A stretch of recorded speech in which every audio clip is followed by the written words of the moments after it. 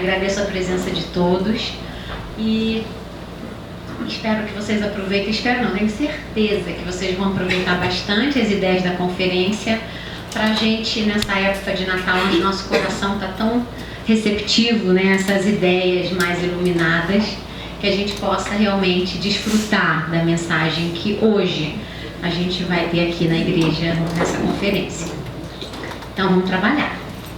Bom, para começar a conferência de hoje, eu queria contar quando eu saí daqui de São Paulo e eu me mudei para o Rio de Janeiro, para um lugar chamado Leme, para um bairro chamado Leme, e era um lugar muito bonito, muito privilegiado. Eu tinha a praia na frente e as montanhas atrás. A montanha, o Morro do Leme, é uma área de proteção ambiental.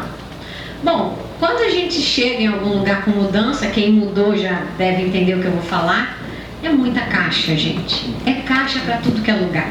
Então a gente só fica realmente preocupado em abrir aquelas caixas e organizar pelo menos o básico. E quando eu cheguei lá, claro, aquela beleza exuberante, mas eu tinha que abrir minhas caixas.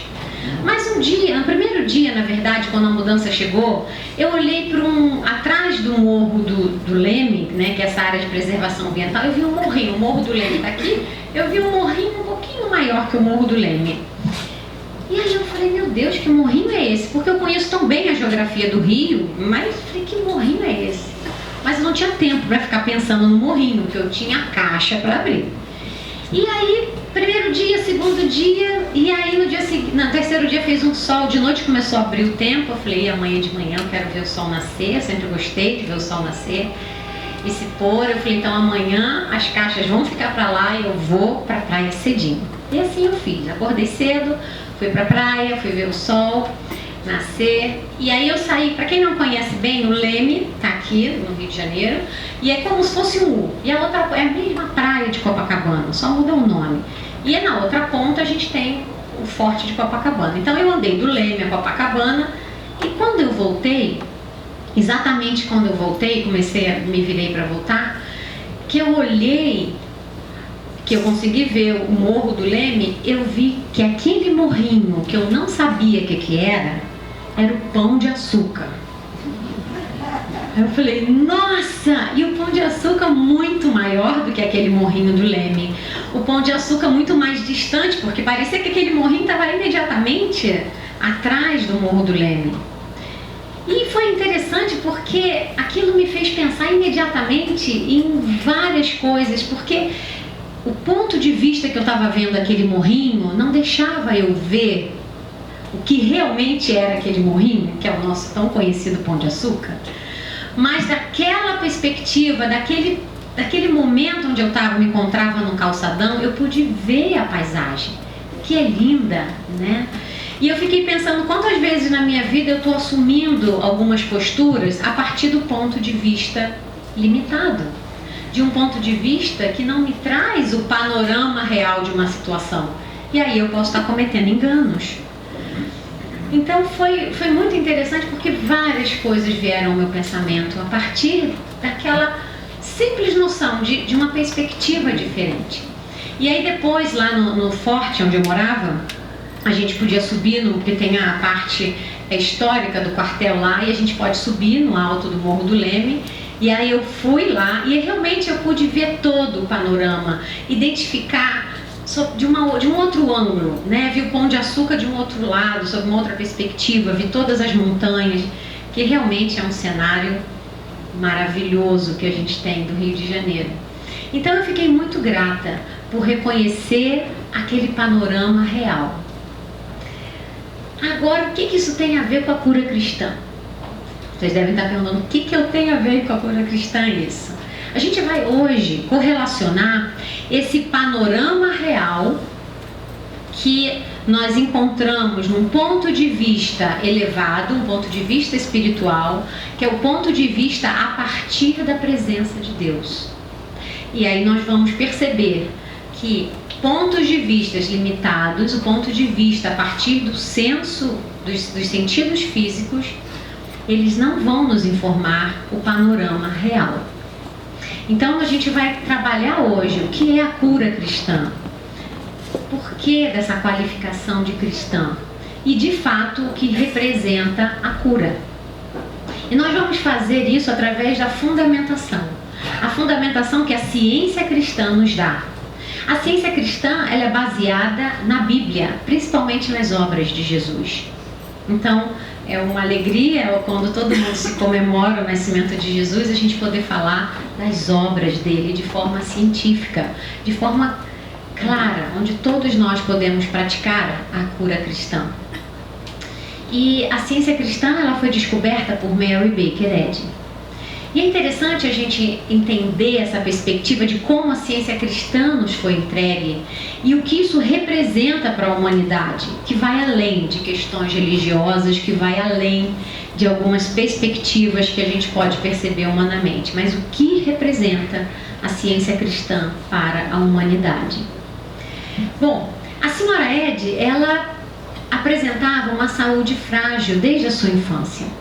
Ela nasceu numa família protestante, numa família super devota. Ela estudava a Bíblia, ela sempre buscou compreender a Bíblia. Inclusive, ela sempre ia um pouco além, adiante, né, daquele conceito que a tradição que ela frequentava religiosa tinha, de um conceito de Deus, aquela predestinação, que ela tinha que sofrer, aquela saúde frágil dela era assim, ela tinha que conviver com aquilo, porque Deus enviou aquilo, então ela tinha que sofrer. Ela nunca aceitou isso. Ela sempre buscou o conceito de Deus como Jesus mostrava, Deus que é amor, Deus que é amor. Mas mesmo assim, o cenário humano ainda tinha esses desafios enquanto à saúde dela. E ela procurou vários sistemas de cura, vários, mas ela não encontrou nada efetivo, nada constante para a prática sanadora. A única coisa que ela ia percebendo é que ela começava a entender que a cura e a saúde não estavam relacionados com a matéria. Mas ela não encontrava efetivamente o sistema de cura. Até que aos 44 anos, ela sofre um acidente, ela escorrega no gelo, na calçada nos Estados Unidos, num lugar frio. Ela cai e ela se machuca seriamente. Então ela foi levada para casa, ela foi atendida por um médico que diagnosticou que ela sofreu lesões graves internas. Não deram tanta esperança dela sobreviver. Foram 2 dias de sofrimento intenso. E até que no 3º dia ela resolve pedir a Bíblia e ela lê a cura que Jesus efetuou de um paralítico. E ela se percebeu instantaneamente curada. Isso é um ponto absolutamente importante, porque muitas vezes as pessoas falam, nossa, eu fui curado, param por aí. E atribui ao mistério, atribui a coisas sobrenaturais, a algo que não se explica. Mas a gente pode, através do que ela nos deixou da ciência cristã, entender que não foi a cura, não foi a leitura, não foi ler ali e pirlim-pim-pim. Ela captou esse vislumbre da presença de Deus. Ela vislumbrou a verdade do seu existir, que não estava no corpo material, mas que estava em Deus. E ela se percebeu instantaneamente curada. Ela percebeu esse panorama real da vida. E aí a cura foi percebida. A cura foi instantânea, mas a compreensão veio aos poucos.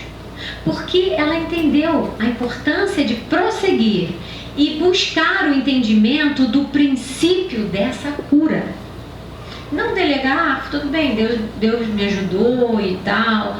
Ela buscou o princípio da cura. Ela se dedicou depois 3 anos estudando a Bíblia, estudando as Escrituras, nenhuma outra literatura. E ela cada vez mais podia articular aquilo que ela estava compreendendo. Ela começou a escrever sobre a ciência dessas curas. E ela ia se aprofundando cada vez mais, à medida que ela ia comprovando. Isso é muito interessante, porque ela compreendia, comprovava, amadurecia, não deixou a ser o acaso ou sobrenatural. Ela buscou o princípio que habilitava a cura. cada vez mais ela ia se aprofundando e compreendendo. E ela percebeu que as obras de Jesus havia uma ciência por trás dessas atividades de Jesus, um conhecimento de como Jesus realizava as suas obras. E ela foi fazendo essas anotações, ela foi até que ela nos entrega o Ciência e Saúde. O Ciência e Saúde com a chave das Escrituras. O Ciência e Saúde foi publicado 9 anos depois de todo desse processo ter começado, né? Dela ter caído, dela ter percebido isso. E interessante que ela revisou muitas vezes o Ciência e Saúde, porque ela entendeu a importância de deixar estabelecido a ciência, o sistema científico da cura cristã. Ela entendeu a importância de deixar tudo precisamente estabelecido, para que todos pudessem praticar a cura cristã. É interessante porque aqui no Ciência e Saúde a gente tem um capítulo de frutos. Frutos, curas bem autenticadas, testemunhadas, documentadas. É muito sério esse trabalho do relato de captar curas na ciência cristã. E, óbvio, quando a gente aplica essa ciência do cristianismo, a gente tem que ter frutos. É natural e também é belo. Tanto é que, independente do que aconteceu nessa época que ela fez essa coletânea de curas, a gente tem na ciência cristã um livro chamado Um Século de Cura pela Ciência Cristã. 100 anos depois, as pessoas resolveram juntar também testemunhos muito bem autenticados, registrados. E esse livro me chamou a atenção que ele diz: não é um estudo sobre medicina ou sobre a história de uma igreja, mas sobre vidas humanas curadas e regeneradas pelo Cristo, através dos ensinamentos da ciência cristã. A gente tem também vários relatos, vários episódios que aconteceram na vida da senhora Ed de curas. Então a gente tem uma vida dedicada à cura. A gente tem abundância. A gente tem um arauto da ciência cristã, que tem artigos e que tem testemunhos daquelas pessoas que aplicaram a ciência cristã e tiveram frutos. É natural. A gente tem em inglês, o arauto tem 16 línguas, eu acho, são 16 línguas. A gente tem o journal, que é só em inglês, que também são artigos e também são testemunhos de pessoas, frutos de quem aplicou a ciência cristã. Mensalmente a gente tem esses periódicos. E a gente tem o Sentinel, que também trata de artigos e também trata de testemunhos, isso é semanal, que também relatam os frutos. Porque a ciência cristã nos dá fruto. A compreensão da ciência cristã nos permite estes frutos. E esse conhecimento específico da ciência cristã é muito importante para a gente pensar e reconhecer esse panorama luminoso do nosso existir. Os ensinamentos da ciência cristã, eles nos remetem a ponto de vista a partir de Deus, o ponto de vista a partir da presença de Deus. Então é natural a gente compreender a Deus. E Mary Baker Eddy, ela descobriu na Bíblia alguns sinônimos para Deus. E não é uma questão de ter mais uma palavra. Cada sinônimo traz em si ideias, traz em si uma visão, perspectivas, um ângulo. Uma vez que a gente está falando de panorama, a gente pode dizer que esses sinônimos nos dão 360 graus, uma ideia completa de Deus. Então nós temos na ciência, para ajudar a ampliar essa percepção sobre Deus, a gente tem Deus como a vida, como o amor, Deus como a verdade, como a mente, como a alma, como o princípio. É importante a gente entender que essas ideias vão se desdobrando e a gente vai compreendendo melhor a Deus e a sua criação, que somos nós. A cura estabelecida pelo sistema científico da ciência cristã tem que ter essa compreensão e essa percepção. Não é repetição, não é, sabe, sem compreensão. A gente pode compreender. Então, por exemplo, Deus como a vida. Então, a vida é Deus. Deus é eterno, é infinito. Então, a vida é eterna, é infinita. Deus como o Espírito, que também é o sinônimo que eu não falei, como o Espírito. Se Deus é Espírito e Deus é a vida é espiritual. Então a gente começa a perceber como vai se desdobrando. A vida é eterna, é infinita, é espiritual. E o homem? O homem é a emanação dessa vida. O homem é a expressão dessa vida. Então a vida do homem é Deus e é espiritual. Então a gente vai desdobrando e vai percebendo essa visão sobre Deus e sobre o universo, que inclui o homem. E é nessa compreensão que a gente vai expandindo.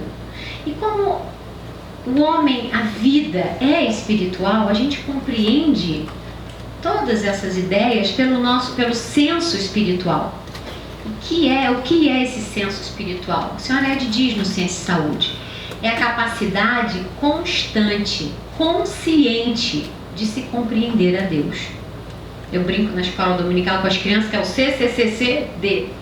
É a capacidade consciente e constante de compreender a Deus, que todos nós temos. Porque nossa vida é espiritual. Esse senso espiritual faz parte do nosso existir. Por isso que todos nós podemos compreender a Deus. E isso não depende de nenhuma segmentação religiosa, cultural, social, econômica, política. De jeito nenhum. É inerente ao nosso existir. Jesus, o mestre do cristianismo, ele veio exatamente aqui, dessa condição humana, dessa forma que nós nos percebemos, a partir desse ponto de vista limitado, para mostrar para a gente, para indicar o caminho para a gente, para que a gente possa reconhecer o panorama luminoso da vida. Por que ele fez isso? Porque ele sabia da capacidade constante e consciente de se compreender a Deus. É possível para cada um de nós. E está sempre presente. E interessante, eu também gosto de me perguntar o que dava a Jesus, era um poder na pessoa humana de Jesus que habilitava Jesus a nos mostrar o caminho, a nos indicar esse panorama real da vida. Será que era a pessoa humana de Jesus? Mas para responder essa pergunta, a gente precisa esclarecer uma coisa muito importante, um aspecto muito importante que a ciência cristã nos mostra.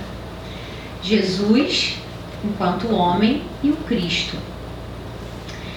Em grego, a palavra Cristo tem o mesmo significado do que o Messias em hebraico, que significa o ungido.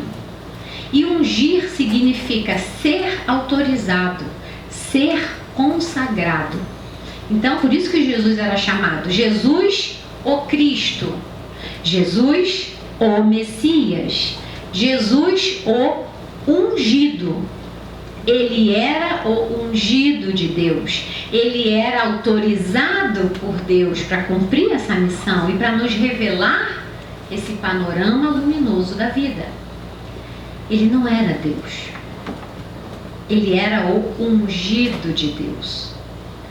Jesus foi um homem que nasceu de Maria, um pensamento tão puro e tão doce. Jesus, ele veio da forma humana que essas lentes humanas pudessem perceber e ver as obras e expandir esse pensar e esse reconhecimento do nosso existir. E o Cristo? O Cristo é a unção divina que fala a consciência humana e que desperta a consciência humana dessas crenças. E o que são crenças? Crenças, se a gente até olhar no dicionário, é aquilo que se acredita. Não significa que seja real. Crenças que são oriundas de pontos de vista limitados. Pontos de vista a partir dos sentidos físicos. Mas o Cristo, essa ideia divina, toca a consciência humana e desperta a consciência humana para o panorama real. O Cristo, ele revela a verdade, a vida e o amor. Ele revela o homem ideal. Ele revela a obra de Deus. Uma obra pronta, uma obra perfeita, uma obra acabada. Acabada no sentido de completa. Jesus, é interessante a gente lembrar também disso, de como ele, dentro do exemplo humano, foi o que mais expressou o Cristo.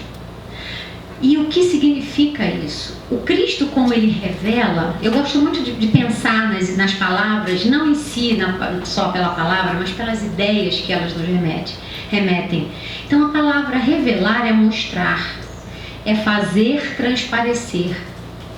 A palavra revelar, eu adoro essa agora, é deslindar.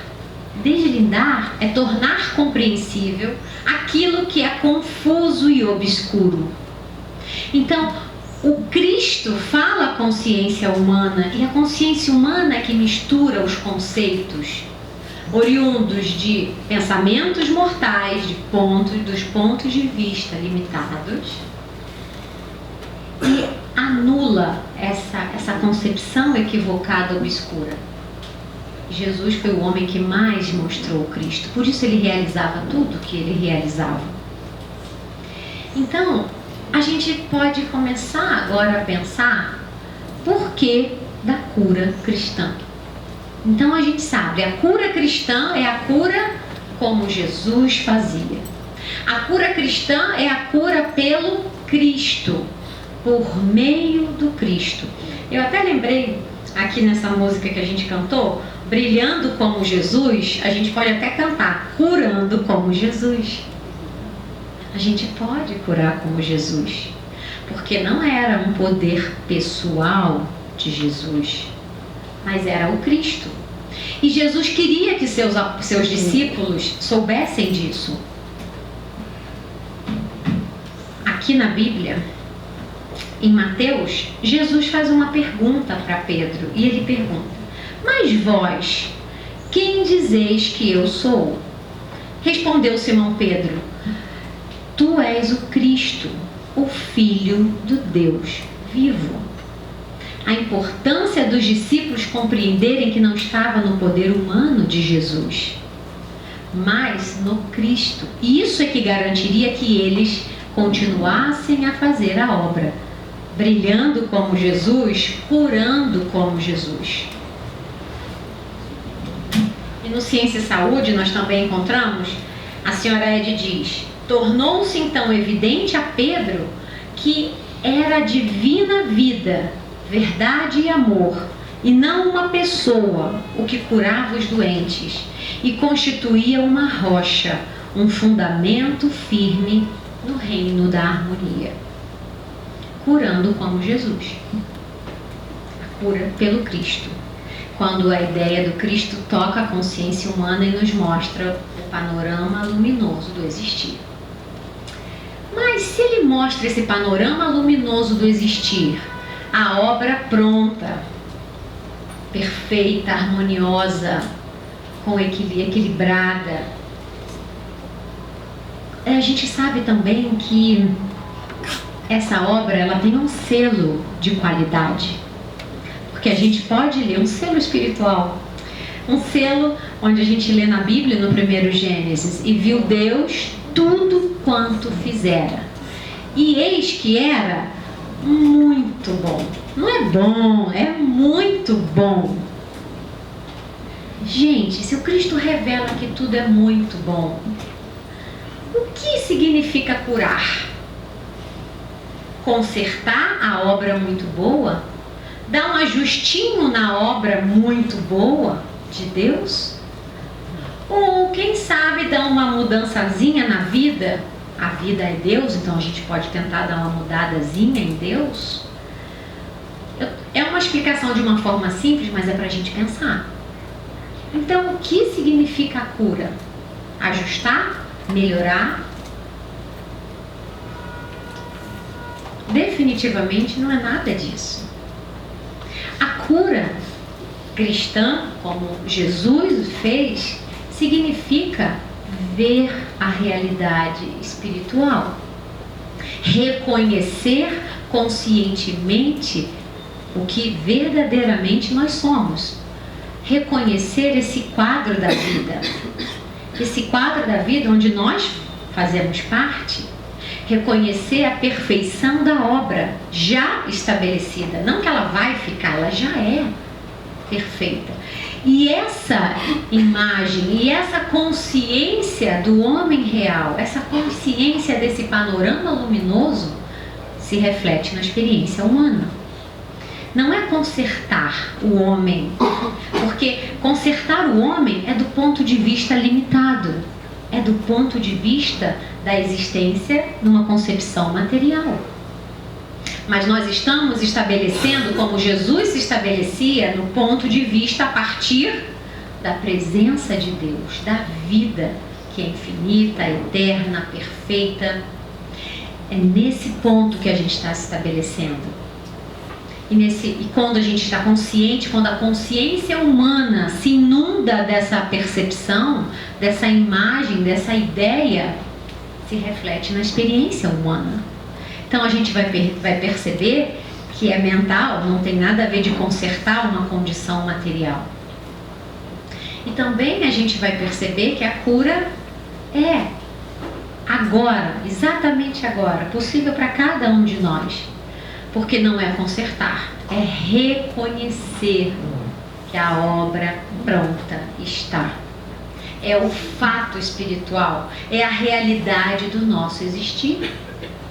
Isso proporciona a cada um de nós, a todos esses frutos que a gente encontra no Ciência e Saúde, nos periódicos, nas revistas, nos livros, na vida da gente. Aqui tenho certeza que várias pessoas podem contar de curas. A gente chama de cura, mas a gente precisa entender o que é a cura, que não é consertar Deus e nem a obra de Deus, porque a obra pronta está. Isso é a cura cristã. E quando reconhecemos isso, a gente muda a experiência humana e parece que a gente muda a matéria, porque é um conceito de vida, mas se mudou na consciência humana com esse panorama luminoso, que é a cura, se estabelece em nossa experiência. E eu vou contar para vocês o que aconteceu com o meu marido. Ele está sempre presente, né? Ou ajudando aqui, né? Fazendo minha volta, vou ver, ou está na conferência. Mas foi muito interessante porque a gente também morava no Leme, a gente estava morando no Leme nessa época, e ele, como militar, ele tinha que fazer educação física. A gente tem que fazer educação física, é obrigatório. A gente não, ele, né? Na época não era mais militar. E num desses dias ele se machucou e teve problema muscular na perna. E aí ele teve que ser levado, foi atendido pelo médico no quartel, e o médico diagnosticou. Então deu medicamentos para sentir dor, medicamentos para não sei o que, tinha que fazer exames, e deu dispensa para ele do trabalho menor, e deu uma dispensa bem longa das atividades físicas, e ainda recomendou alguns exames e fisioterapia. Bom, ele chegou em casa, eu pude ver qual era a circunstância, e a primeira coisa, porque como um cientista cristão, a gente busca a cura cristã, a gente busca o procedimento da ciência do cristianismo. Então, primeira coisa que a gente precisou definir no pensamento da gente, ficar claro, nós não vamos orar para consertar a sua perna, não se conserta a obra de Deus. Nós vamos orar para reconhecer a realidade, a verdade do teu existir. E esse panorama luminoso vai nos dar uma experiência humana harmoniosa. E naquele momento eu gosto muito de pensar, quem aqui já viu o filme, foi ao cinema do filme 3D? Ou 4D? É muito bom, né, Luigi? Cadê o Luigi? Tá aqui, a gente foi no castelo do Harry Potter, é muito bom. E é interessante porque lá você não sai da cadeira, né? A cadeira só faz esse movimento, para frente, para trás e para o lado. Mas parece que a gente está voando na vassoura lá do Harry Potter, que a gente está no rio, que eles jogam água, jogam vento, é tudo escuro, você só tem aquelas imagens. E a gente que sabe que aquela imagem não é real, a gente não tem medo. A gente se assusta às vezes, porque tá lá e sobe e desce, mas medo a gente não tem, porque a gente sabe que aquilo não é real. Mas as crianças, algumas, nossa, é um pânico, é um sofrimento para aquelas crianças, porque elas acham que aquilo é real. Então, eu gosto de pensar que determinadas circunstâncias que a gente vive é como se fosse assim, essa imagem 3D não é real, parece real, e às vezes com 4D essa sensação que é real, porque ele não estava andando e tinha toda uma circunstância, mas não é, não tem poder, não tem substância para atingir o homem real. No cinema você está na cadeira, nunca foi atacada por dragão nenhum, nunca voou em vassoura nenhuma. Você não tem, aquelas imagens não têm poder. E aí, falando do panorama luminoso desse quadro da vida, essas imagens de um ponto de vista limitado humano não tem poder para alterar o quadro que já foi pintado. E foi pintado por Deus. É o quadro do existir. Esse quadro é mental. Essas imagens não têm poder, não têm substância. Então, essa imagem me ajudou muito, e ajudou também eu enquanto praticista, mas ali eu estava como esposa, né, de ajudar o meu marido pela oração, para que a perna consertasse? Não. Para que vivêssemos e reconhecêssemos a verdade exatamente ali, onde o cenário parecia terrível, mas reconhecer a perfeição. Então a gente começou a reconhecer que a vida é Deus, e Deus é tudo em tudo. É uma premissa importante, a partir do ponto de vista, a partir da presença de Deus. Deus é a vida dele, a vida é espiritual. E a vida espiritual não deforma, parece até aquele propagandas havaianas, não deforma e não tem cheiro, não tem aquela propaganda havaiana. Não deforma. Não é atingida por essas imagens de uma concepção da existência material. Não é atingido. Ele nunca foi atingido. A vida dele é Deus, está intacta, completa. E mais, a vida é espírito, é espiritual. Ele está sobre as leis, a lei do espírito. Ele não estava sujeito, subordinado à lei da matéria. Um militar entende muito bem o que é subordinado. Ele não estava subordinado às leis da assim chamada matéria, que traz prazos, diagnósticos, e pinta um quadro, mas é um quadro que não tem substância, é um quadro que é dissipado quando a imagem real do existir se faz presente na consciência humana. Ele estava sobre a lei do espírito, de perfeição, e não existia nenhuma sugestão dessa visão dos 5 sentidos que pudesse mudar ou pudessem, sabe, anular essa confiança no homem que Deus criou. E assim a gente podia ficar em paz. E assim ele se agarrou nesse panorama luminoso do existir dele, até que essa cena humana se inundasse de luz. E ele passou o dia. E depois ele leu o Ciência e Saúde, tem muito bom uma definição de homem na página 475, é muito, muito importante. Essa precisão, né, do que o homem é de fato. E ele passou ali feliz, calmo, confiante, se sentiu em paz. No dia seguinte, ele levantou, foi trabalhar. Isso foi numa quinta-feira, a gente conversando para eu poder escrever a conferência. E foi que dia? E a gente chegou à conclusão que foi numa quinta-feira. E na sexta-feira ele já foi trabalhar. E na outra semana ele não fez educação física, mas na semana seguinte ele pôde fazer educação física.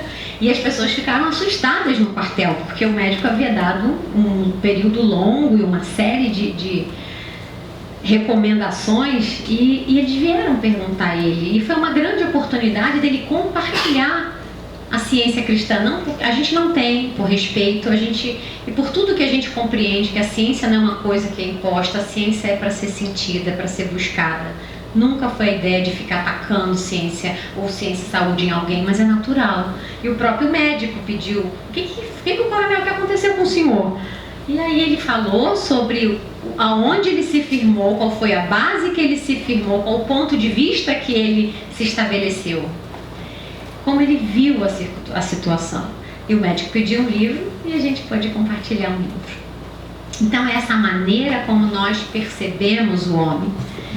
Aqui, a gente tem também, a senhora Ed fala de uma forma muito interessante, assim: Jesus reconhecia na ciência o homem perfeito, que lhe era visível ali mesmo, onde os mortais veem o homem mortal e pecador. Nesse homem perfeito, o Salvador via a própria semelhança de Deus, e esse modo correto de ver o homem curava os doentes. Assim, Jesus ensinou que o reino de Deus está intacto e é universal, e que o homem é puro e santo. Realmente, é um direito de cada um de nós reconhecer agora mesmo o homem real, o homem que vive eternamente, que a vida é eterna, perfeito e harmonioso. Naturalmente, essas experiências na ciência cristã e tudo que a gente abordou aqui agora vai incidir diretamente na nossa percepção sobre a oração. Por quê? Porque faz sentido você orar para consertar? Não faz sentido você orar para consertar. Então, para que a gente vai orar? A gente vai orar para se estabelecer conscientemente nesse ponto de vista a partir de Deus. E eu aprendi que o ponto de vista de Deus, a palavra original glória, traz esse significado, ponto de vista de Deus. Então a oração é para nós nos estabelecermos nessa glória divina. E a glória divina revela, nos estabelece, nos mostra o panorama real. A oração na ciência cristã não é repetição de palavras, não faz sentido. Isso é um ponto de vista limitado. Não é uma barganha, não é um acordo, não é um escambo. A oração é se estabelecer conscientemente da verdade e se valer dessa autoridade do Cristo, que o Cristo, o Messias, o ungido, é a autoridade de Deus. E nos valermos dessa autoridade. Não é uma luta. Por quê? Porque o Cristo, a gente pode dizer que o Cristo é a luz que vem à consciência humana. E a luz não briga ali com as trevas. Chegou a luz, desaparece o que está obscuro. Não é um conflito. É a autoridade. A luz se estabelece e só tem luz e acabou. Não tem mais, menos. É preciso, por isso que é uma ciência. Então a oração, ela nos estabelece nesse ponto elevado, o espiritual, ponto de vista de Deus, na glória de Deus. E a senhora Ed diz: pontos de vistas limitados rebaixam o padrão da verdade. Se assumirmos um ponto de vista que a vida é material, que eu estou sujeita a essa condição humana de sofrer, de ser atingido, de ser atacado, se a gente admite assim, a gente tem uma dificuldade maior de poder ver o panorama, porque era como se eu estivesse no jardim da minha casa, naquele ponto de vista, tentando identificar aquele morrinho. Eu poderia descrever o morrinho, eu poderia fazer altas definições dele, mas nenhuma delas retrataria a realidade. Porque o senso físico, que é o ponto de vista, como a gente está falando, humano, o limitado, ele nunca revela a verdade, que é espiritual. O que revela é o discernimento, é pelo senso espiritual. E eu gosto de pensar que esse ponto de vista elevado, a senhora Ed fala sobre isso também, em relação a Lázaro, quando Jesus ressuscita Lázaro. E a senhora Ed diz o seguinte: nosso amigo Lázaro, disse, não sei se saúde, Jesus disse de Lázaro: nosso amigo Lázaro adormeceu, mas vou para despertá-lo. Jesus restabeleceu Lázaro pela compreensão de que Lázaro nunca havia morrido, e não por admitir que o seu corpo havia morrido e depois voltar a viver. Se Jesus tivesse acreditado que Lázaro havia vivido ou morrido no corpo, o mestre teria se colocado no mesmo plano de crenças em que estavam aqueles que haviam sepultado o corpo e não poderia ter ressuscitado. Então, o ponto de vista é fundamental, e daí a oração na ciência cristã se estabelece a partir do ponto de vista da presença de Deus. Porque se Jesus tivesse admitido, ele morreu, eu tenho que ressuscitar, tá ruim, tem que consertar, tá contaminado, eu tenho que purificar. Se ele partisse desse ponto de que a obra de Deus precisa ser consertada ou reavivada, ele não teria demonstrado a cura cristã. Ele se estabelecia o Cristo pleno, a expressão plena do Cristo para Jesus permitia a cura cristã. E nós também, curando como Jesus curava. A oração de Jesus era um profundo protesto a favor da verdade. Não era ficar querendo consertar. Um outro aspecto que, quando a gente pensa na cura cristã, a gente precisa pensar é na ideia do pedir. Jesus falava, pede, pedir, abrir-se-vos-á, parará. Só que esse pedir, a gente tem que buscar, estudar e entender a Bíblia. Esse pedir não é um pedido, é uma oração, é um reconhecimento do poder de Deus de revelar-se. Quando você reconhece que Deus se revela pelo Cristo à consciência humana, para as lentes humanas, isso parece que é aquilo que você necessita que está sendo atendido.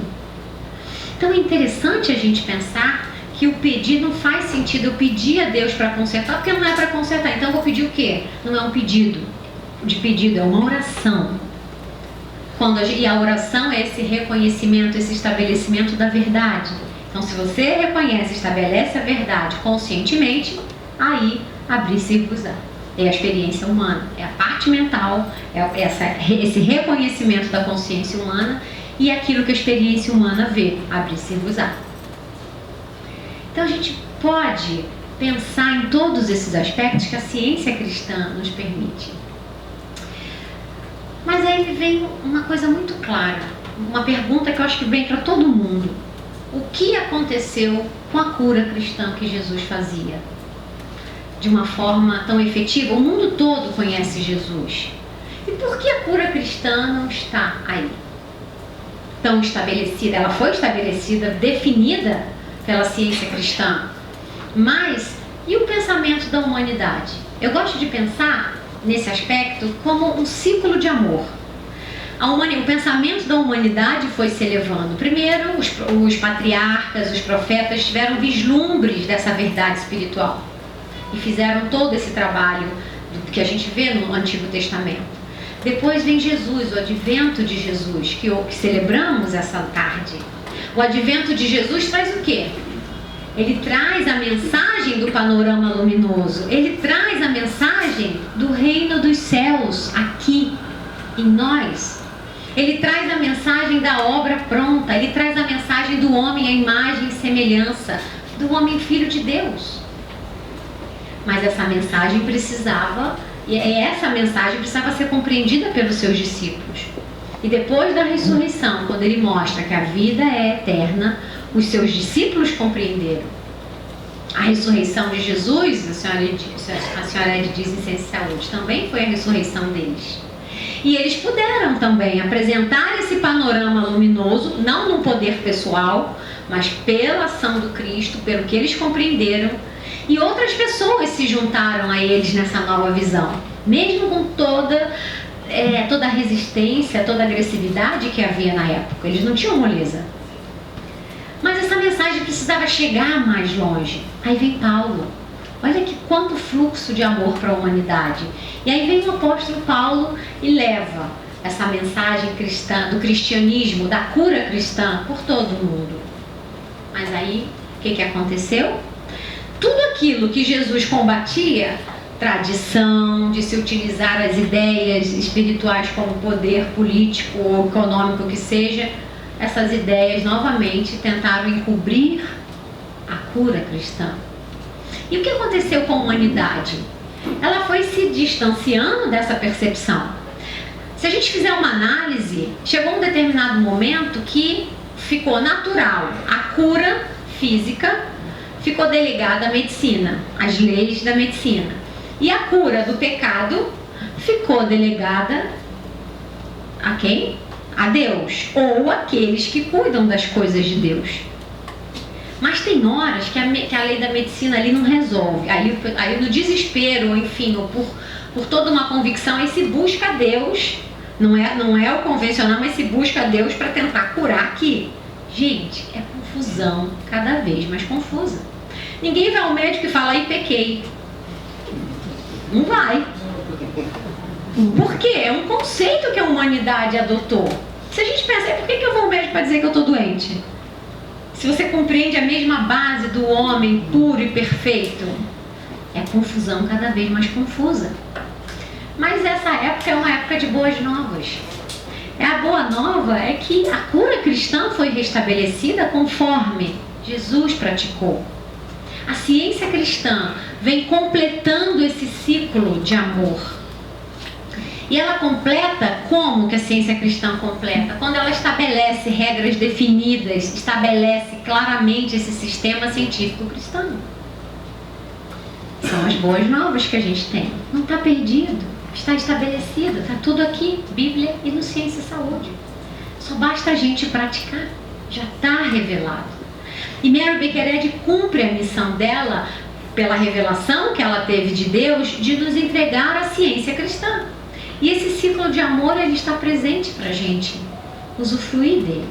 A senhora Eddy, nessa missão, ela fez uma das coisas, ao meu ver, que eu acho mais linda e mais simples.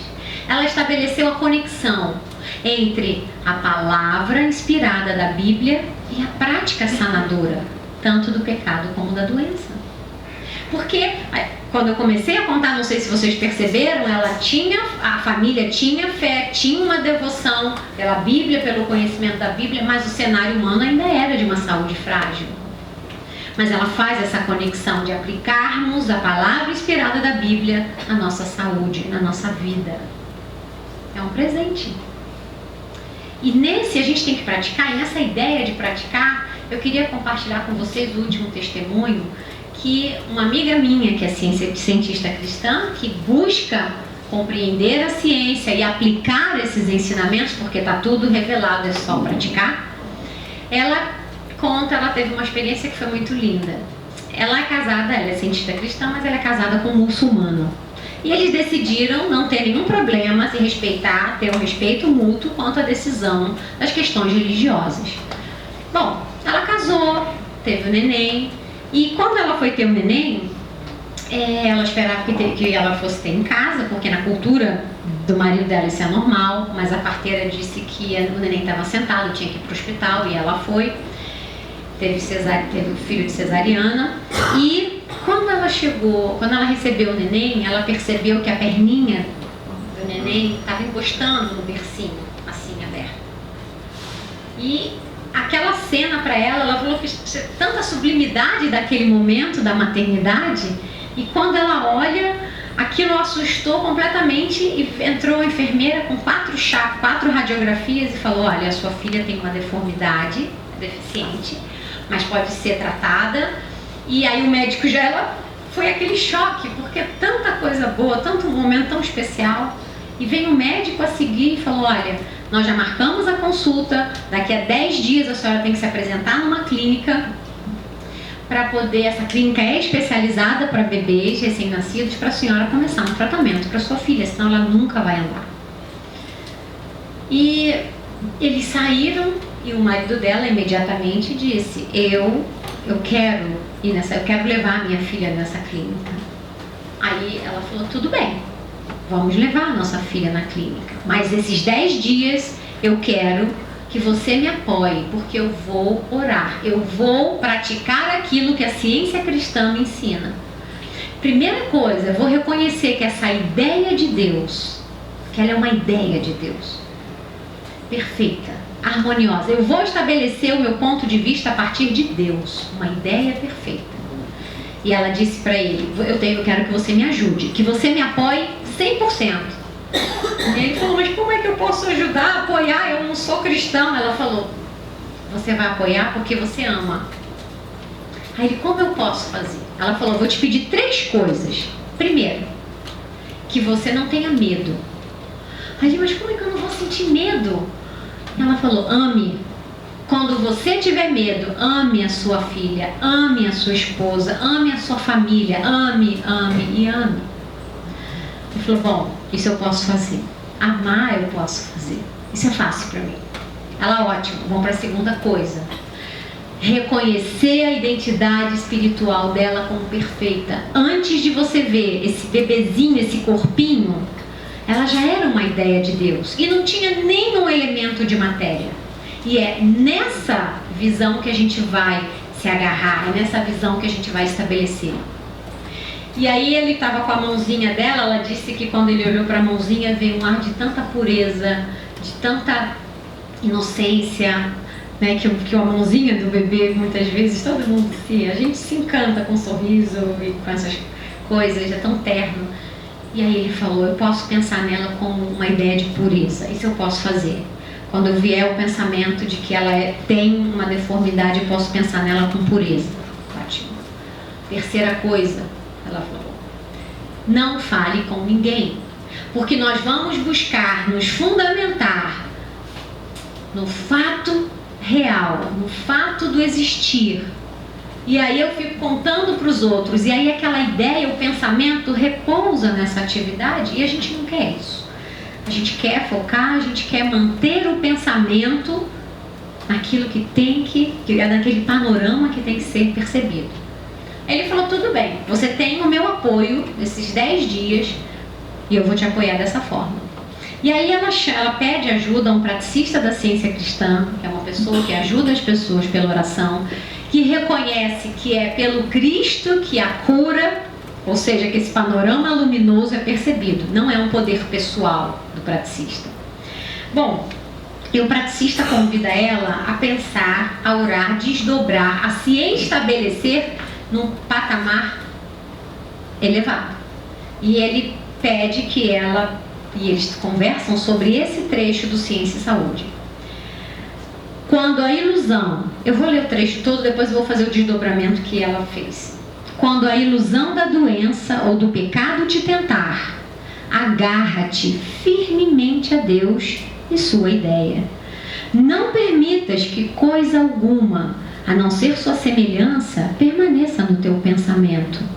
Não deixes que o medo ou a dúvida obscureçam tua clara compreensão e tua calma confiança de que o reconhecer a vida harmoniosa como a vida é eternamente, pode destruir toda a sensação dolorosa daquilo que a vida não é, ou toda crença naquilo que ela não é.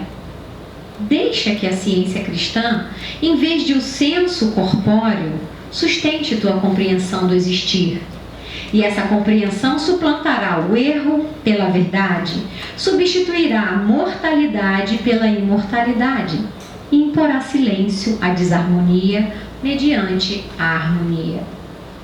Então eles começaram a desdobrar o pensamento na seguinte direção: quando a ilusão, não quando o fato do existir, o fato do existir do ponto de vista de Deus elevado, real, não tem a ilusão, ou não tem doença, não tem pecado, isso é uma ilusão, ela já classificava corretamente, é uma ilusão, não é um fato, é uma fábula. Quando a ilusão da doença e do pecado te tentar, se desespera, chora. Não. Agarra-te firmemente a Deus, a esse panorama luminoso do existir e a sua ideia, que é o homem. O homem é a expressão de Deus, o homem é a manifestação do amor. Não permitas que coisa alguma permaneça, a não ser a sua semelhança, permaneça no seu pensamento. Então ela ficou reconhecendo que ela não consentiria de ver a filha dela com defeito, ver a filha dela com uma deformidade, porque a filha dela era a ideia de Deus, perfeita e harmoniosa. Isso era verdade sobre ela.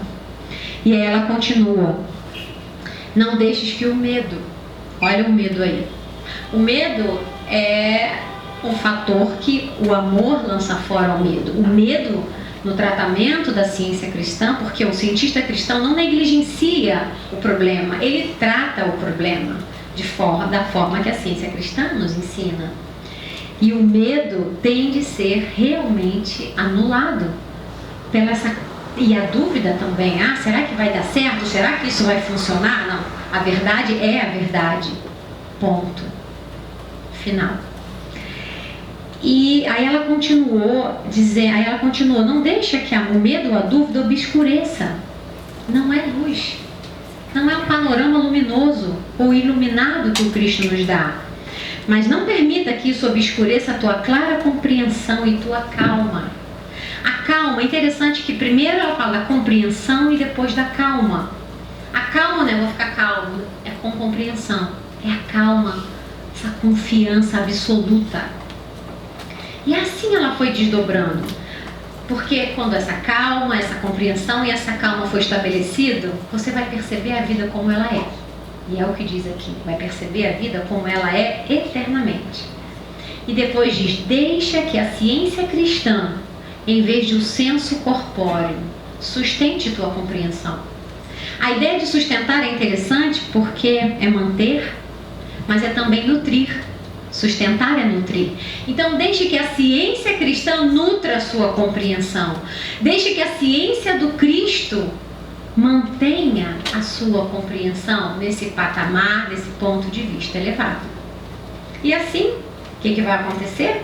Vai suplantar o erro, que é do ponto de vista limitado, pela verdade, vai substituir a mortalidade pela imortalidade e vai impor silêncio à autoridade do Cristo, a desarmonia mediante a harmonia. Bom, esses 10 dias, isso se desdobrou em vários pensamentos, em várias afirmações, no reconhecimento da nulidade daquele quadro do ponto de vista humano. Passaram os 10 dias e eles foram ao hospital. E quando eles chegaram lá, eles já tinham mais crianças lá para serem atendidas, e o que eles viram, eles ficaram bastante impressionados. E quando ela percebeu que o marido dela já estava titubeando, ela falou, tirou ele de lá imediatamente, levou para o jardim e disse, não se impressione. E aí ele disse, mas a gente, nesse pensamento de amor, para ver a perfeição da minha filha e aquelas crianças. Ela disse, elas também são perfeitas. A diferença é que eles acreditam na deformidade como sendo real e fazendo parte da vida delas. Mas Jesus nos ensinou, conhecereis a verdade e a verdade vos libertará. E foi o suficiente para acalmar ele. E eles se mantiveram ali no jardim até que eles foram chamar para consulta. Chegou na consulta, o médico abriu, começou a movimentar a perninha. Aí falou que precisava de mais chapas, foram fazer mais radiografias. Aí depois vieram mais médicos juntos, eles botaram as radiografias na luz. E ele falou, olha mãe, eu não sei como é que eu vou explicar isso para a senhora, mas a sua filha é perfeita. É muito interessante, porque justamente o médico, ele estabeleceu a comunicação dizendo, ela é perfeita. Por quê? Porque o panorama luminoso foi reconhecido. Vocês imaginem a alegria dessa mãe? Vocês imaginem o que é levar isso para a vida e continuar praticando a cura cristã? E eu gosto da gente pensar, eu gosto de pensar numa coisa, o marido dela era muçulmano, mas o Cristo, ele não tem esses parâmetros humanos, sociais ou de segmentações religiosas. Na verdade, gente, a cura cristã tem a ver com amor. É a expressão de amor do Pai para cada um de nós, para que a gente, não para a gente se conserte, mas para que a gente se conheça e se reconheça. Não importa. Ele sentiu esse amor e ele ajudou no tratamento. E ele ajudou nesse pensamento, nessa atmosfera de luz. Porque a questão é sobre o amor, não sobre parâmetros humanos. Tudo é sobre o amor. Então eu convido vocês hoje a caminharem nesse calçadão, como eu pude caminhar e ter uma nova perspectiva, a caminhar e perceber os panoramas luminosos da vida. Porque o caminho indicado para esses panoramas, Jesus mostrou, indicou, a ciência cristã estabeleceu de forma clara e já está tudo aí. É só a gente praticar. Então, de todo o meu coração, eu desejo que vocês tenham uma boa caminhada, que vocês sigam em paz e que a gente possa curar com a doce luz, a luz do Cristo, curando, como Jesus curava. Boa tarde.